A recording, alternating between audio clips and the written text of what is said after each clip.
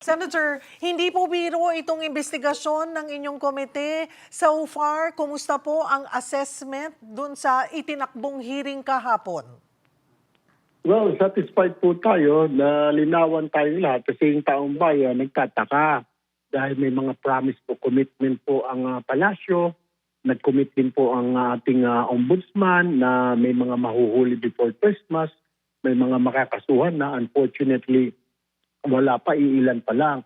And it turned out pala, ang reason is because yung mga sinasabi ng Ghost Project, yung coordinates mali. Mabuti na-expose ito ni Senator Lacson at inamin naman ng DPWH na ang dami pa lang 400 plus pero ika nga so far na 200 lang, kalahati pa lang actually 19 lang, 14 lang ang sigurado sila. So ito yung naging dahilan na aminado sila pati ang DOJ na hindi makasuhan yung mga pinadala ng sabpina ng mga kontraktor, ng mga opisyal ng DPWH because of the fact na mali yung coordinates na nandoon pala. Kung titignan mo, ginawa talaga yung project, hindi siya ghost. So, mali lang yung coordinates. So, kaya nga, it's very frustrating. Mali din yung naibigyan ng information kayo sa Pangulo, na-inform na raw ang Pangulo pati ang Secretary na si Secretary P.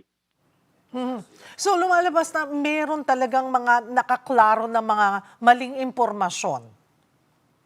Exactly. Pero ang kinaiinis ko doon ni Cheryl, bakit pala dalawang coordinates? May MYPS kung tawagin, may tinatawag na actual coordinates. What's the difference? Napaliwanag sa atin kasi daw, nung pinag-aralan, itong coordinates ito, kunwari, 20 degrees east, tapos 30 degrees, umadjust daw yung dahil sa ilog, yung nagkaroon ng bagyo, umadjust.